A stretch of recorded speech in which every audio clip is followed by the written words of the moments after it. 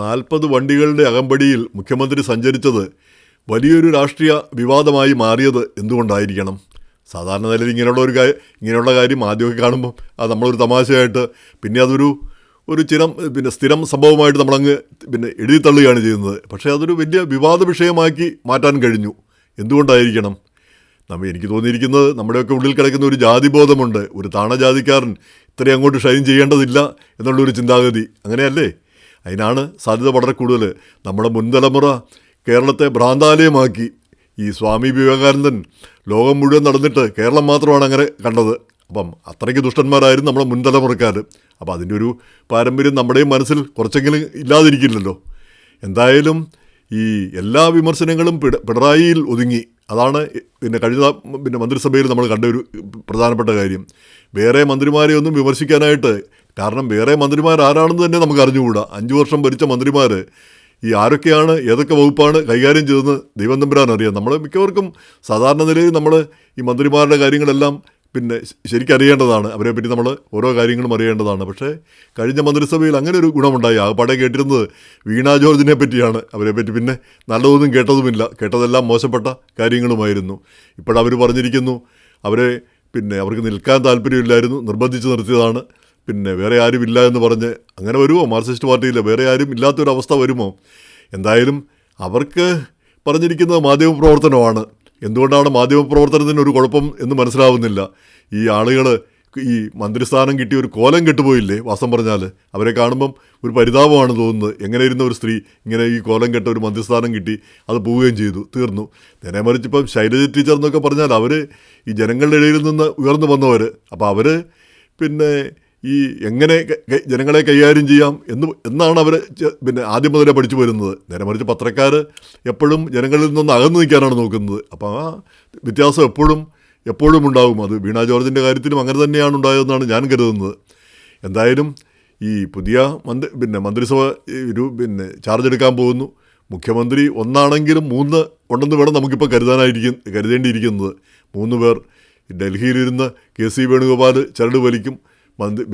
രമേശ് ചെന്നിത്തല മന്ത്രിസഭയ്ക്ക് അകത്ത് തന്നെ ഇരുന്ന് കാര്യങ്ങൾ നിയന്ത്രിക്കും. അപ്പം ഇതിൻ്റെ ഇടയ്ക്ക് മുഖ്യമന്ത്രിക്ക് എത്രമാത്രം സ്വാതന്ത്ര്യം ഉണ്ടാകുമെന്നാണ് ഇനി നമ്മൾ കാണേണ്ടിയിരിക്കുന്നത്.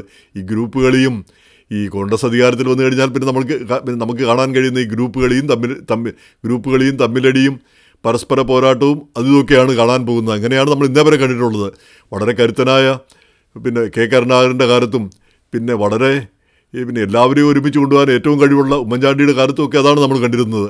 അതുപോലെ തന്നെ വർഗീയത വളരുന്നതും ഇതൊക്കെയാണ് നമ്മൾ കണ്ടുകൊണ്ടിരുന്നത്. ഇനിയിപ്പം VD സതീശൻ്റെ ശൈലി കുറച്ചുകൂടെ വ്യത്യസ്തമായിരിക്കാമെന്ന് തോന്നുന്നു. അദ്ദേഹം എല്ലാവരെയും സുഖിപ്പിക്കും, പക്ഷേ ആരെയും ഒരു പരിധിക്കപ്പുറം ആരുടെ അടുത്തും കൂസലില്ലാതെ നിൽക്കും എന്നാണ് നമ്മൾ ഇതുവരെ കരുതുന്നത്. നാളെ എങ്ങനെയാണെന്ന് നമുക്ക് അറിഞ്ഞുകൂടാ. പക്ഷേ അദ്ദേഹം പറഞ്ഞിരിക്കുന്ന ഈ മന്ത്രിസ്ഥാനത്തേക്ക് പറഞ്ഞു കേൾക്കുന്ന പേരുകൾ, ഈ തിരുവഞ്ചൂർ രാധാകൃഷ്ണൻ, അദ്ദേഹത്തെ എന്തിനാണ് മന്ത്രിയാക്കുന്നത്? അദ്ദേഹം മന്ത്രിയായിട്ട് കേരളത്തിന് എന്തെങ്കിലും ഒരു ഗുണമുണ്ടായോ? അല്ല, ഇവരൊക്കെ ഓരോരുത്തരൊക്കെ എന്തിനാണ് ഈ മന്ത്രിയാവുന്നത്? മന്ത്രിയാകുകയല്ല, നേതൃത്വത്തിൽ വരുന്നത് എന്തെങ്കിലും ഒരു കാര്യം ചെയ്യാൻ, രാജ്യത്തിന് എന്തെങ്കിലും ഒരു ഗുണം ചെയ്യാൻ, ജനങ്ങൾക്ക് ഒരു ഗുണം ചെയ്യാൻ. അതിന് കഴിവില്ലാത്തവർ സ്വന്തം കാര്യത്തിന് വേണ്ടി മന്ത്രിമാരാകുന്നു, അല്ലെ ഓരോ കാര്യങ്ങൾ നേടുന്നു. ഇപ്പം തിരുവഞ്ചൂർ എന്തെങ്കിലും ഇത്രയും കാലം കൊണ്ട് വലിയൊരു നമ്മുടെ സംസ്ഥാനത്ത് വലിയൊരു മാറ്റങ്ങളോ വലിയൊരു കാര്യങ്ങൾ എന്തെങ്കിലും ചെയ്തതായിട്ട് അറിഞ്ഞുകൂടാ. അപ്പോൾ ഇനി ഈ വയസ്സുകാലത്ത് അദ്ദേഹത്തെ പിന്നെയും പിടിച്ച് മന്ത്രിയാക്കിയിട്ട് എന്താണ് കാര്യമിരിക്കുന്നത്? ഇനി അതുപോലെ ഇപ്പോൾ ചാണ്ടി ഉമ്മൻ്റെ പേരും കേൾക്കുന്നു. ചാണ്ടി ഉമ്മൻ വ്യക്തിപരമായിട്ട് വളരെ നല്ല ഒരാളാണ്. ഉമ്മൻചാണ്ടിയുടെ മകനാണെന്നുള്ള ഏറ്റവും വലിയ അംഗീകാരവുമുണ്ട്. പക്ഷേ അദ്ദേഹം ഒരു മന്ത്രി എന്ന നിലയിൽ തിളങ്ങുമോ എന്നാണ് നമുക്ക് അറിയേണ്ടിയിരിക്കുന്നത്. നമുക്ക് പറയാൻ പറ്റത്തില്ല. അദ്ദേഹം ചെറുപ്പമാണ്. ഇപ്പം കാണുന്ന ആളായിരിക്കണമെന്നില്ല, നാളെ കാണുന്ന ആൾ വ്യത്യാസപ്പെടാം. പക്ഷേ ഇപ്പോഴത്തെ സാഹചര്യത്തിൽ കണ്ടു കഴിഞ്ഞാൽ ഒരു മന്ത്രിസ്ഥാനത്തിന് ഒരു മന്ത്രിസ്ഥാനത്തിനുള്ള അർഹത അദ്ദേഹത്തിന് എന്താണെന്ന് മനസ്സിലാവുന്നില്ല. അദ്ദേഹത്തിന് എല്ലാവിധ യോഗ്യതകളും ഉണ്ട്, വിദ്യാഭ്യാസമുണ്ട്, പാരമ്പര്യമുണ്ട്, എല്ലാം ഉണ്ട്. പക്ഷേ ആ ഒരു തകൃതവും വികൃതവും എന്തെങ്കിലും നമ്മൾ കാണുന്നില്ല. അതാണോ ഒരു യോഗ്യത? എന്തെങ്കിലും പുതിയ ഐഡിയാസ് കൊണ്ടുവരാനായിട്ട്, അല്ലെങ്കിൽ പുതിയ കാര്യങ്ങൾ ചെയ്യാനായിട്ട് അങ്ങനെയുള്ള ആരെയും നമ്മൾ കാണുന്നില്ല, മുഖ്യമന്ത്രി ഒഴിച്ച്. മുഖ്യമന്ത്രി മാത്രമാണ് കുറച്ച് ആശയങ്ങളും ഒക്കെ അദ്ദേഹത്തിൻ്റെ മനസ്സിലുണ്ടെന്നാണ് നമ്മൾ കരുതുന്നത്. അതോ നമ്മൾ ഓവർ എസ്റ്റിമേറ്റ് ചെയ്യുകയാണോ എന്നറിഞ്ഞുകൂടാ. പിന്നെ ഈ മന്ത്രിസ്ഥാനത്തേക്ക് പറഞ്ഞു കേൾക്കുന്ന പേരുകളിൽ മിക്കതും ഇങ്ങനെ എന്തെങ്കിലും രാഷ്ട്രീയ താല്പര്യങ്ങളോ ഇങ്ങനെയുള്ള കാര്യങ്ങൾ, അങ്ങനെയുള്ള ആളുകളെയാണ് നമ്മൾ കേൾക്കുന്നത്, അങ്ങനെയുള്ള പേരുകളാണ് നമ്മൾ കേൾക്കുന്നത്. സണ്ണി ജോസഫ്, അദ്ദേഹത്തെ കെ പി സി സി പ്രസിഡൻ്റാക്കി എന്തോ സമുദായത്തെ പ്രീണിപ്പിക്കാൻ വേണ്ടിയാണെന്ന്. സമുദായത്തെ പ്രീണിപ്പിക്കേണ്ട ഒരാവശ്യമുണ്ടെന്ന് തോന്നുന്നില്ല. പ്രത്യേകിച്ച് സമുദായം അങ്ങനെ പ്രീണിപ്പിക്കപ്പെടുന്ന ഒരു സമുദായമാണോ? ഈ ക്രിസ്ത്യാനികളെ പ്രീണിപ്പിച്ചതുകൊണ്ട് ക്രിസ്ത്യാനികൾ വോട്ട് കുത്തുന്ന ഒരു പരിപാടിയില്ലാന്ന് നമുക്ക് എല്ലാവർക്കും അറിയാം. ഇപ്പം മുസ്ലിം ലീഗ് എന്ന് പറഞ്ഞാൽ അത് അവർ ഒരുമിച്ച് നിൽക്കുന്ന ഒരു സമൂഹമാണ്. അങ്ങനെ നിന്നാലേ അവർക്ക് രക്ഷയുള്ളൂ എന്നുള്ളൊരു ധാരണ അവർക്കുണ്ട്. ഇപ്പോൾ ക്രിസ്ത്യാനികൾക്കിടയിൽ അങ്ങനൊരു ധാരണയില്ല. അതുകൊണ്ട് തന്നെ ഒരുമിച്ച് നിൽക്കുന്ന ഒരു പ്രശ്നവും ഇപ്പോഴും ഉദിക്കുന്നില്ല. അപ്പം പി സി ജോർജും ഷോൺ ജോർജും ഒക്കെ എത്ര പറഞ്ഞാലും ആ ക്രൈസ്തവർ ആ ഒരു പരിധിക്കപ്പുറത്തേക്ക് പോവില്ല. അപ്പോൾ അതാണ് സത്യസന്ധമായ ഒരു കാര്യം. അപ്പോൾ അങ്ങനെ ഈ മന്ത്രിമാരൊക്കെ ആവുന്ന ആളുകൾ നമുക്ക് ഈ രമേശ് ചെന്നിത്തല തന്നെ, അദ്ദേഹം നേരത്തെ ആഭ്യന്തരമന്ത്രിയായിരുന്നു, ഇപ്പോൾ പിടിച്ച് ആഭ്യന്തരമന്ത്രി പദം വീണ്ടും വാങ്ങുന്നു. എന്തിന്? അതുകൊണ്ട് എന്താണ് അദ്ദേഹം ചെയ്യാൻ പോകുന്നത്? എന്തുപകാരമാണ്, എന്ത് മാറ്റമാണ് അദ്ദേഹം കേരളത്തിൽ വരുത്താൻ പോകുന്നത്? എന്തു മാറ്റമാണ് പോലീസിൽ വരുത്താൻ പോകുന്നത്? പോലീസിൻ്റെ പ്രവർത്തനങ്ങളിലും അല്ലെങ്കിൽ എന്ത് ഗുണപരമായ മാറ്റങ്ങൾ, ദോഷകരമായ മാറ്റങ്ങളല്ല. അപ്പോൾ ഇങ്ങനെ ഒരു കാഴ്ചപ്പാടോ അല്ലെങ്കിൽ ഞാൻ ഇന്നത് ചെയ്യും, ഇന്നത് ചെയ്തിരിക്കും, ഇന്ന രീതിയിലാണ് ഞങ്ങൾ പോകാൻ പോകുന്നത്, ഇങ്ങനെയുള്ളൊരു കാഴ്ചപ്പാട് ഓരോ മന്ത്രിമാരാകുന്നവർ ഞങ്ങൾ ഇന്നതൊക്കെ ചെയ്യാനാണ് പോകുന്നത്. ഈ അഴകുഴമ്പൻ മറുപടി ഉണ്ടാവും, ഞങ്ങൾ ജനത്തിന് അത് ചെയ്യും ഇത് ചെയ്യും എന്നല്ലാതെ കൃത്യമായി ഓരോ പരിപാടികൾ ഞങ്ങൾ ഇന്ന കാര്യങ്ങളൊക്കെ ചെയ്യാൻ പോകുന്നു, ഇന്ന മാറ്റങ്ങൾ വരുത്താൻ പോകുന്നു, അത് പറയാനുള്ള ഒരു കഴിവുള്ള മന്ത്രിമാരെയൊക്കെയാണ് നമുക്ക് വേണ്ടിയിരിക്കുന്നത്. എന്തായാലും ഈ മുഖ്യമന്ത്രി ഒന്നാണെങ്കിലും അത് 3 ആകുന്ന ഒരു സ്ഥിതി നമ്മൾ കാണുന്നു. അപ്പോൾ ആ 3 ആകുമ്പം മുഖ്യമന്ത്രി പറഞ്ഞാൽ മറ്റുള്ളവരൊക്കെ എത്ര കണ്ട് അനുസരിക്കും, എത്ര കണ്ട് അവർ കീഴ്പ്പെട്ട് നിൽക്കും എന്നാണ് നമുക്കിനി കാണേണ്ടിയിരിക്കുന്നത്. അത്രയധികം ഒന്നും കീഴ്പ്പെടാൻ സാധ്യതയില്ല, പ്രത്യേകിച്ച് കേരളത്തിലെ രാഷ്ട്രീയ കാലാവസ്ഥയിൽ. ഇങ്ങനെയൊക്കെ വരുമ്പോൾ ഈ 5 വർഷത്തും വീണ്ടും ഒരു സർക്കസ് ആയിരിക്കുമോ അതോ ഒരു ഉത്തമ ഭരണമായിരിക്കുമോ, കേരളത്തിനൊരു മാറ്റം വരുന്ന ഭരണം. കാരണം കേരളത്തിന് പുരോഗതിയും ഉയർച്ചയും ഉണ്ടാവണം. അപ്പോൾ പിണറായിയെപ്പോലെ ആ ഒരു കരുത്തനായ ഒരു മുഖ്യമന്ത്രി കാര്യങ്ങൾ പറഞ്ഞാൽ ഉറപ്പിച്ച് പറയാനും ഉറപ്പിച്ച് പറഞ്ഞ് മറ്റുള്ളവരെ കൊണ്ട് അനുസരിപ്പിക്കാനും കഴിയുന്നൊരു മുഖ്യമന്ത്രി, അതായിരുന്നല്ലോ പിണറായി. അദ്ദേഹത്തിൻ്റെ മഹത്വവും അതായിരുന്നു. അത് നമ്മൾ അംഗീകരിക്കാതെ പോയിട്ടൊരു കാര്യവുമില്ല. കേരളത്തിൽ വലിയ മാറ്റങ്ങൾ ഉണ്ടാക്കാൻ അദ്ദേഹത്തിന് കഴിഞ്ഞു എന്നുള്ളതും നേര് തന്നെയാണ്.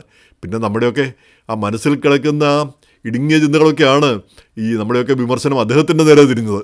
അദ്ദേഹത്തിൻ്റെ പ്രവർത്തനങ്ങളല്ല, അദ്ദേഹത്തിൻ്റെ നയങ്ങളോ ഭരണമോ അല്ല, അദ്ദേഹത്തിൻ്റെ പ്രവർത്തന ശൈലി, ഈ വർത്തമാനത്തിൻ്റെ ശൈലി, അങ്ങനെയൊക്കെ അതിൻ്റെ പേരിലുള്ള വിരോധം. എന്തായാലും അതിൻ്റെ ആ മുഖ്യമന്ത്രിയോടുള്ള വിരോധത്തിൽ തട്ടി മറ്റുള്ളവർ അത് വിരോധങ്ങളിൽ നിന്ന് ഒഴിഞ്ഞു മാറാൻ അവർക്ക് അവസരം കിട്ടി. എന്തായാലും പുതിയ മന്ത്രിസഭയിൽ ഈ മന്ത്രിമാർ കാര്യപ്പെട്ട തീരുമാനങ്ങളും കാര്യപ്പെട്ട നയങ്ങളിൽ മാറ്റങ്ങൾ വരുത്തുകയും ഈ ജനത്തിന് ഉപകാരം ചെയ്യുന്ന കാര്യങ്ങൾ ചെയ്യുന്ന ഒരു സ്ഥിതി വരട്ടെ എന്ന് നമുക്ക് ആശിക്കാം. ഈ പിണറായിയുടെ കാലത്തുണ്ടായ ഏറ്റവും നല്ല കാര്യം ഈ കിറ്റ് വിതരണം ഏറ്റവും നല്ലൊരു കാര്യമായിട്ടാണ് എനിക്ക് തോന്നിയിരിക്കുന്നത്. ആ കിറ്റായാലും ഏത് രീതിയിലായാലും ഈ താഴെത്തട്ടിലുള്ള ആളുകൾക്ക് ഈ ഫുഡ് ഇൻസെക്യൂരിറ്റി ഉണ്ടാവാതിരിക്കാനുള്ള സംവിധാനം ഉണ്ടാവുക എന്നുള്ളത് ഏറ്റവും പ്രധാനപ്പെട്ട കാര്യമാണ്. അമേരിക്കയിലൊക്കെ നമുക്കറിയാം ഫുഡ് സ്റ്റാമ്പ് കൊടുക്കുന്നു.